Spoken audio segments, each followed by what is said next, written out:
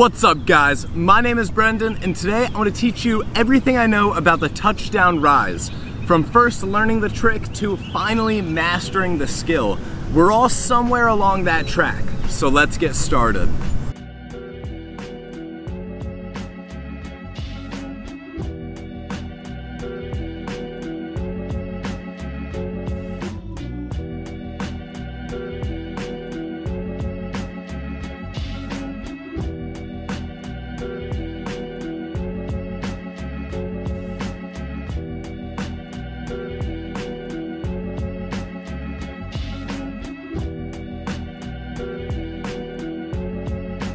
The only prerequisite to learning your touchdown rise is the gumby.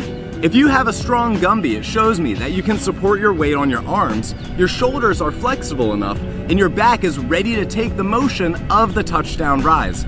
So if you have a strong gumby, you're ready to learn the TDR.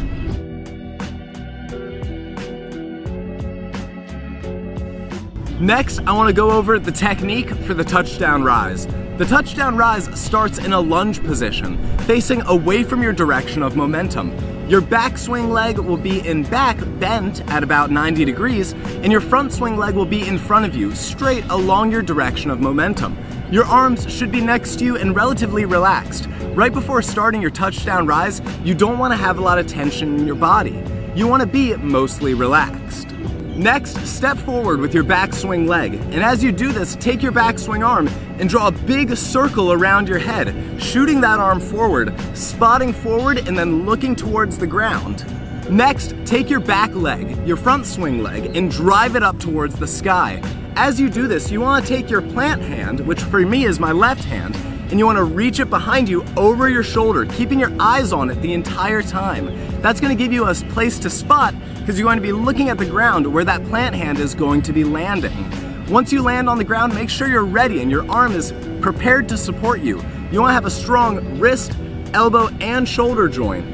Finally, push off the ground as hard as you can with that plant arm to get your chest up ready for the next skill. You want to extend at the wrist, arm, and shoulder, and push off the ground as hard as possible. Your touchdown rise ends as you swing into the next skill. So your backswing arm and leg have to start from behind you and they drop down and push up in front of you, matching that plant arm. And that's when the touchdown rise ends, once you swing into the next skill.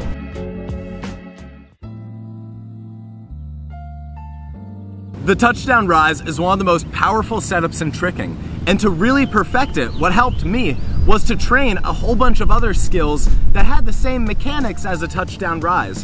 When I first got into tricking, I came from Taekwondo and gymnastics, and the gumby, the touchdown rise, comes from capoeira. It was a very foreign move to me, so relating it back to a few other tricks helped me really understand the technique. The first trick I want to talk about is the Valdez. The Valdez is like a back handspring off one arm. It'll be your plant arm, the same arm you're putting down for your touchdown rise. Training your Valdez helps you with the arch to hollow body transition, along with putting your weight on that support arm. It's hard to Valdez, it takes a lot of strength. So the stronger you get at your Valdez, the stronger your touchdown rise will be. The second trick I want to talk about is the rise. The rise is just like a touchdown rise, but you don't touch anything down. You keep both your arms off the ground. It helps you train the leg motion for the touchdown rise. If you have a super strong rise, it'll help translate over to your touchdown rise. The better my rise swing gets, the stronger my touchdown rise swing becomes. Because it's the same, except when I do my TDR, I have that plant arm to support me and get my chest up, ready to swing into the next skill. The third trick I want to talk about is the scoot. The scoot helps you train getting your chest up and swinging into the next skill. You get really good at pushing off the ground using your wrist, arm, and shoulder when you train the scoot a whole bunch because it gives you not that much power and you really need to muscle into the next trick. So if you train your scoot, it'll help you condition and get the mechanics for the touchdown rise.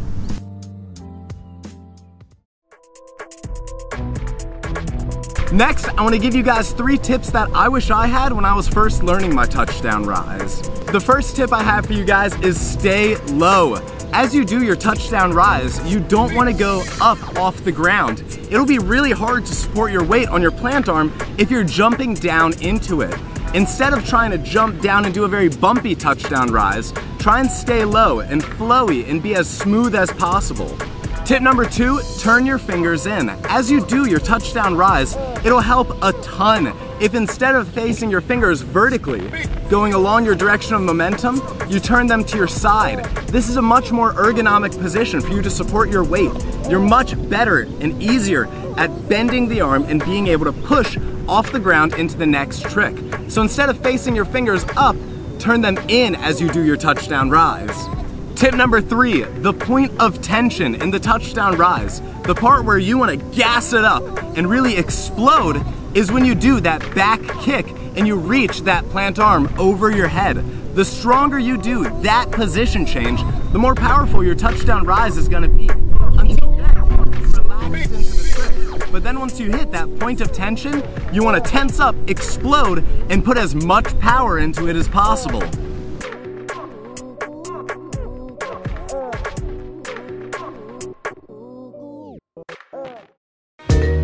Change your heart.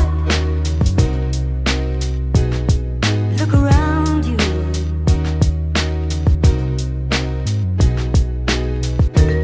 Change your heart. Look around you. Like the sunshine, like the sunshine. Change your heart. I need your loving. Look around you.